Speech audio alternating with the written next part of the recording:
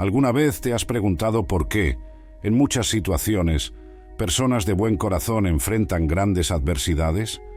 Hoy vamos a sumergirnos en una profunda exploración de este enigma, utilizando la antigua historia de Job, un hombre que pasó por pruebas extremas, experimentando la fe, la desesperanza y la constante búsqueda de justicia.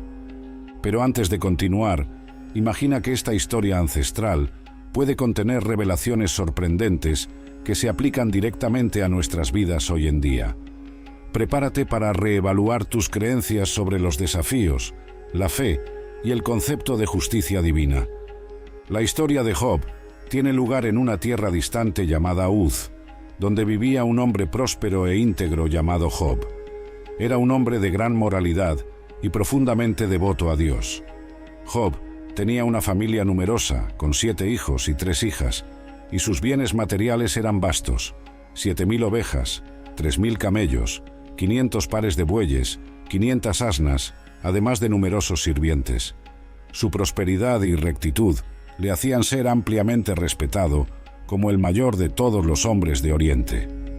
Los hijos de Job tenían la costumbre de celebrar grandes banquetes en sus fechas especiales, y sus 3 hermanas siempre eran invitadas a participar. Después de cada una de estas celebraciones, Job se levantaba muy temprano y realizaba rituales de purificación en nombre de sus hijos. Ofrecía sacrificios por cada uno de ellos, pensando que tal vez, en medio de las festividades, hubieran cometido algún pecado o maldecido a Dios en sus corazones. Esta práctica era parte de su rutina, como se describe en el primer capítulo del libro de Job, versículos 1 al 5. En un diálogo celestial, Dios elogió la rectitud de Job ante Satanás. Sin embargo, Satanás argumentó que la devoción de Job era resultado de las abundantes bendiciones que había recibido. En un encuentro entre Dios y los ángeles, donde Satanás también estaba presente, el Señor preguntó a Satanás sobre lo que había observado en la tierra, y Satanás respondió que había estado vagando por todo el mundo. Dios entonces cuestionó si había notado la integridad de Job, un hombre que temía a Dios y se alejaba del mal. Satanás entonces provocó a Dios, cuestionando si Job permanecería fiel si perdiera todas sus riquezas y bendiciones. Sugirió que, si Job enfrentara sufrimiento y pérdida, seguramente maldeciría a Dios. Aceptando el desafío, Dios permitió que Satanás pusiera a prueba a Job, imponiendo la condición de que su vida debía ser preservada. Estos eventos se narran en el primer capítulo del libro de Job, versículos 6 al 10. Satanás entonces puso en acción su plan, creyendo que al quitarle todo lo que Job poseía, él seguramente renunciaría a su fe. Dios, confiando en la integridad de Job, concedió a Satanás el permiso para poner a prueba a su siervo, pero le prohibió que le quitara la vida. En un solo día, Job recibió una serie de noticias devastadoras. Sus rebaños, sus sirvientes e incluso sus hijos fueron destruidos, ya sea por invasores o por calamidades naturales. Mientras sus hijos celebraban en la casa del hermano mayor, un mensajero llegó con la terrible noticia de que los sabeos habían atacado, robando los bueyes y asnas y matando a los sirvientes. Otro mensajero llegó poco después, informando que un fuego del cielo había consumido sus ovejas y sirvientes, dejando solo a él para contar la historia. Y antes de que este mensajero terminara, otro llegó con la noticia de que los caldeos habían dividido sus fuerzas en 3 grupos, atacando y robando los camellos y matando a más sirvientes, siendo él el único sobreviviente para relatar la tragedia. ¿Te has preguntado alguna vez por qué, en determinadas circunstancias, las tragedias parecen recaer sobre personas que, según todos los criterios, son buenas y justas? En este relato, exploraremos esta cuestión a través de una antigua narrativa que nos lleva a reflexionar sobre el sufrimiento, la fe y la justicia. Seguiremos la historia de un hombre que, a pesar de todas las adversidades, mantiene su fe inquebrantable y busca entender el propósito detrás de su sufrimiento. Imagina un escenario en el que un hombre justo, rico y profundamente religioso vive en paz con su familia, hasta que, en un solo día, su vida es completamente destruida. Este hombre, que dedicó su vida a hacer el bien y a adorar a Dios, se ve repentinamente confrontado con la pérdida de todo lo que poseía, incluidos sus hijos. La tragedia lo golpea cuando un mensajero le trae la noticia de que sus hijos estaban reunidos en la casa del hermano mayor, celebrando un banquete, cuando una fuerte tormenta surgió del desierto. El viento fue tan poderoso que derrumbó la casa sobre ellos, matándolos a todos. El mensajero fue el único sobreviviente, encargado de llevar esta terrible noticia al padre desolado. En medio del shock y el dolor, este hombre rasga sus vestiduras y se afeita la cabeza en señal de profundo duelo. Sin embargo, a pesar de su angustia, se mantiene fiel a su creencia. Postrado en el suelo, adora a Dios y pronuncia palabras que resuenan por la eternidad. Vine a este mundo sin nada y sin nada partiré. El Señor dio y el Señor quitó. Bendito sea el nombre del Señor. Incluso ante una pérdida tan abrumadora, no culpa a Dios ni comete pecado. Esta reacción de profunda fe y sumisión al destino revela la fuerza de su carácter. Sin embargo, la prueba de nuestro protagonista está lejos de terminar. En una nueva reunión celestial, la cuestión de su fidelidad se plantea nuevamente. Esta vez es acometido por terribles aflicciones físicas que cubren su piel con heridas dolorosas. Aún así, se niega a maldecir a Dios o renunciar a la vida, incluso cuando su propia esposa lo incita a hacerlo. Este momento revela la existencia de dos narrativas interconectadas, una celestial, donde se toman las decisiones divinas, y otra terrenal, donde las consecuencias de esas decisiones se manifiestan. Este concepto de un conflicto cósmico, reflejándose en las pruebas humanas, encuentra eco en textos antiguos, como el Apocalipsis. A continuación, tres amigos del hombre, que habían oído hablar de su desgracia, vienen a visitarlo para ofrecer consuelo. Se sientan en silencio a su lado durante 7 días, respetando su dolor, hasta que finalmente inician un diálogo. Cada uno de ellos intenta, a su manera, entender el motivo de tanto sufrimiento. El primer amigo sugiere que, aunque el hombre había sido un consuelo para muchos, ahora debe reconocer que nunca comprendió verdaderamente el dolor de los demás. Insinúa que el sufrimiento es una consecuencia natural de algún error cometido y aconseja al amigo que busque el perdón de Dios. Los otros dos amigos coinciden con esta visión, insinuando que el hombre debe haber cometido algún pecado para merecer tal castigo. Argumentan que, si realmente fuera inocente, no estaría sufriendo de esta manera. Uno de ellos va aún más lejos, sugiriendo que los hijos del hombre fueron responsables de su propia desgracia, mientras que el otro afirma que el sufrimiento que el hombre experimenta es, en realidad, menos de lo que realmente merece. Indignado por estas acusaciones, el hombre responde de forma contundente, acusando a sus amigos de ser inútiles e insensibles, comparándolos con médicos que no saben curar. Afirma que tiene conocimiento y entendimiento tanto como ellos, y que no es inferior en sabiduría. No obstante, expresa su deseo de hablar directamente con Dios, de cuestionar el porqué de su sufrimiento y de buscar respuestas a sus dudas. Acusa a sus amigos de ser mentirosos y charlatanes, incapaces de ofrecer ninguna ayuda real en su momento de necesidad. El hombre, entonces, se ve envuelto en una profunda reflexión sobre la naturaleza de la justicia divina. Se pregunta por qué Dios juzga a los seres humanos tan severamente, cuando podría corregir o perdonar sus fallos fácilmente. Esta introspección revela su perplejidad ante los misterios de los caminos divinos, que parecen estar más allá de la comprensión humana. Reconoce que, como ser humano, no posee el conocimiento necesario para argumentar con Dios o para entender plenamente la razón de su sufrimiento. ¿Te has preguntado si existe alguien capaz de interceder por nosotros ante el Creador? Alguien que pueda servir como mediador entre lo humano y lo divino para que seamos comprendidos en nuestra fragilidad. En un momento de profunda desesperación, un hombre reflexiona sobre esta necesidad. Cree que, en algún lugar en los cielos, existe una figura redentora que conoce su integridad y que, al final, se levantará para defenderlo. Como expresa en su meditación, sé que mi Redentor vive, y al final se levantará sobre la tierra. En otra ocasión también afirma, mi testimonio está en el cielo, y mi abogado está en las alturas. A medida que el sufrimiento se vuelve cada vez más insoportable, este hombre se siente consumido por la amargura, la ansiedad y el miedo. Observa la aparente injusticia en el mundo a su alrededor. ¿Cómo es posible que las personas malas prosperen mientras él, un hombre honesto, enfrenta tanto dolor? Anhela confrontar a Dios, presentar sus quejas directamente, pero se encuentra incapaz de localizarlo físicamente. Esta búsqueda infructuosa lo lleva a concluir que la verdadera sabiduría está oculta para los humanos. Sin embargo, decide perseguirla, creyendo que el temor a Dios y el alejamiento del mal son los únicos caminos para acercarse a esa sabiduría. Entonces, algo extraordinario ocurre. Después de tantas súplicas y cuestionamientos, Dios finalmente interviene.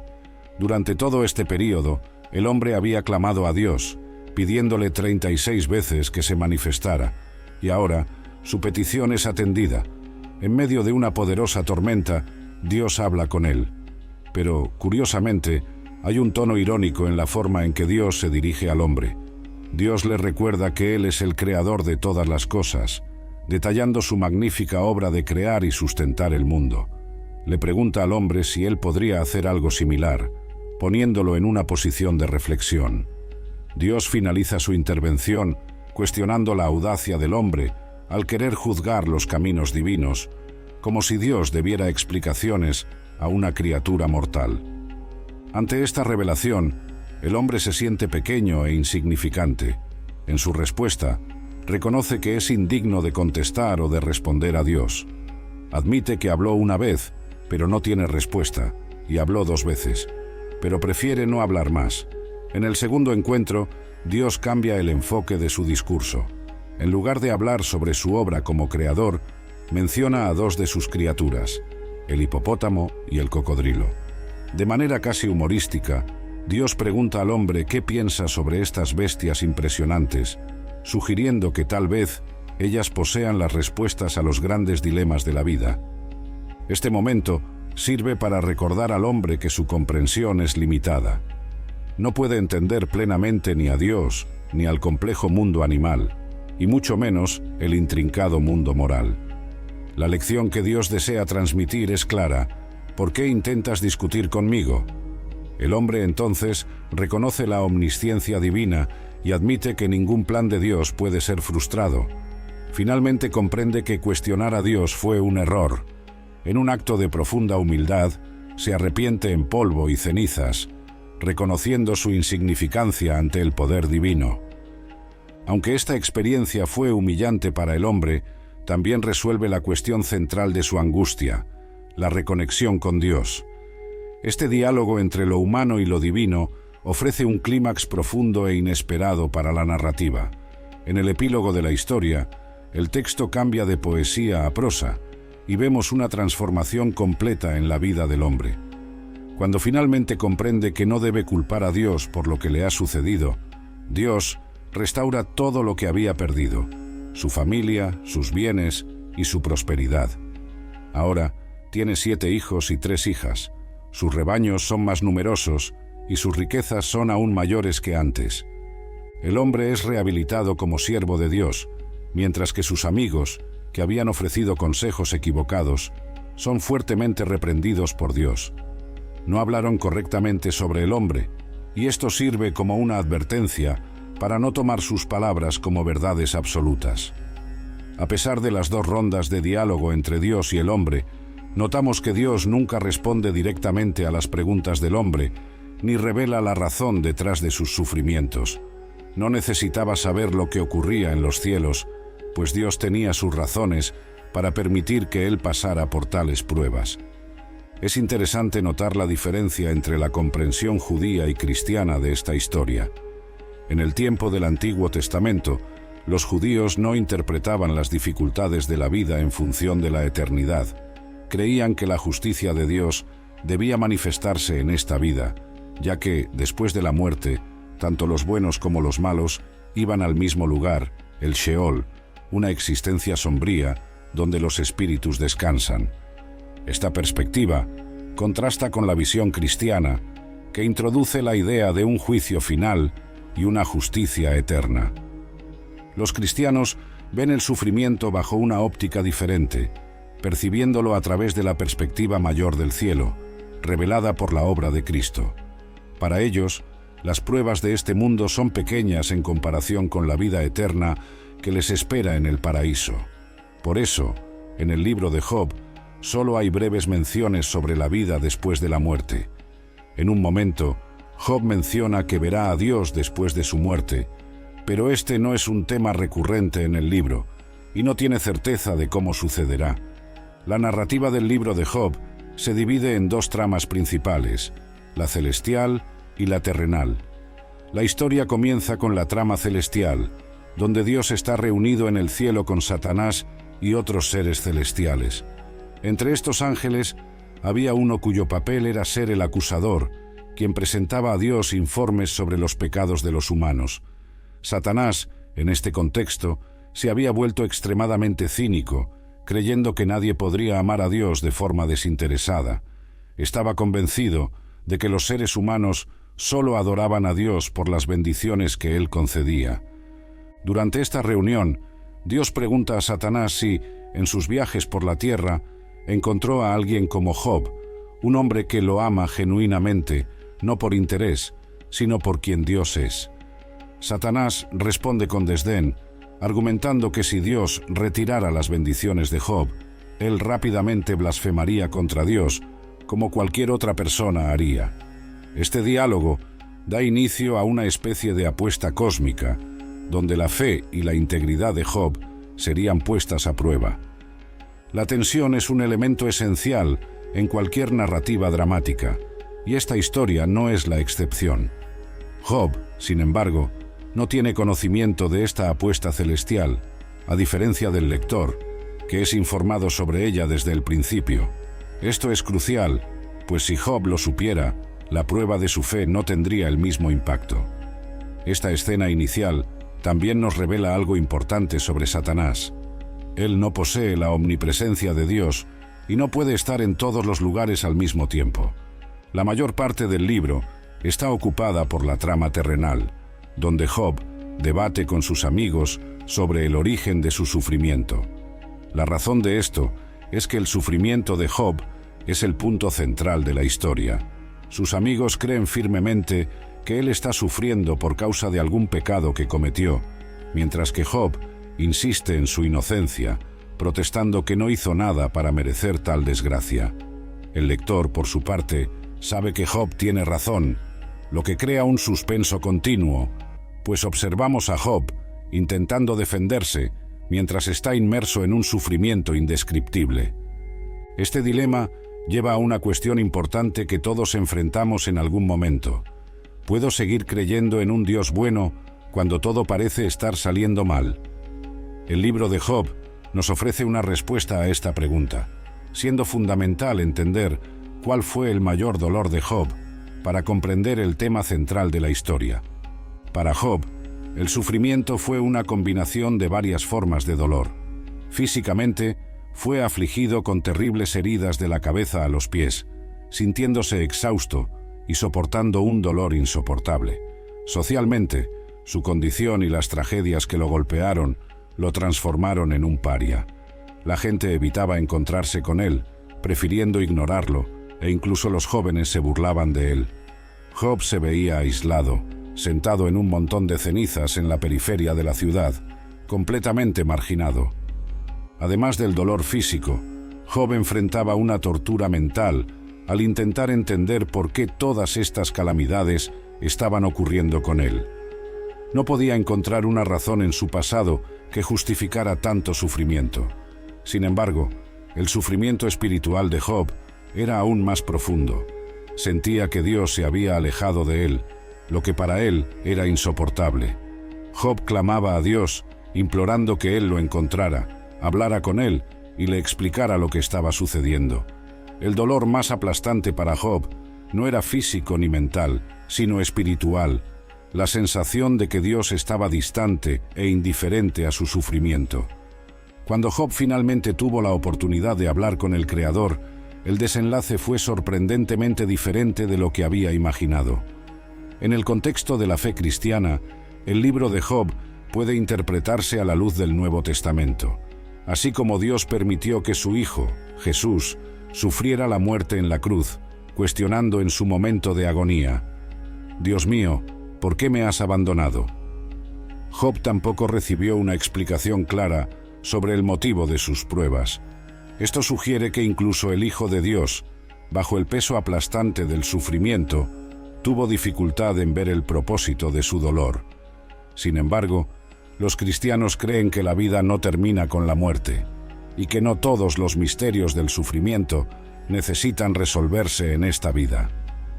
Un dato interesante es que, en la versión griega del libro de Job, se añadió un versículo que apunta a la resurrección de Job, junto con aquellos que el Señor resucitará. Esta expectativa de resurrección trae a colación la idea de que habrá una vindicación final para Job. En la comprensión cristiana, esto está alineado con la creencia en el retorno de Jesús, quien vendrá para juzgar a la humanidad en el fin de los tiempos. En ese juicio, todas las personas, tanto los justos como los impíos, estarán ante el trono para responder por sus acciones durante la vida. Así, todo lo que Job ansiaba, a lo largo de su jornada de dolor y cuestionamiento, está destinado a realizarse. La justicia divina será revelada de forma plena, con cada persona recibiendo lo que le corresponde. La narrativa de Job nos ofrece lecciones profundas sobre fe, resiliencia y justicia, que continúan resonando poderosamente en nuestros días. Sin embargo, nuestra exploración de esta increíble historia no termina aquí. Hay mucho más por descubrir juntos, y cada historia que compartimos abre nuevas puertas para entender mejor el mundo y encontrar inspiración. Por eso, si encontraste este video interesante, imagina lo que más podemos explorar juntos. Cada nuevo video es una oportunidad para desentrañar misterios, aprender algo nuevo y transformar nuestra visión de la vida. Entonces, no pierdas tiempo. Suscríbete al canal y activa las notificaciones para no perder ninguna de las próximas aventuras. Tu me gusta es esencial, pues nos ayuda a llevar estos mensajes poderosos a un público aún mayor. Deja tus reflexiones en los comentarios y comparte este video con amigos y familiares que también puedan beneficiarse de estas historias ricas y significativas.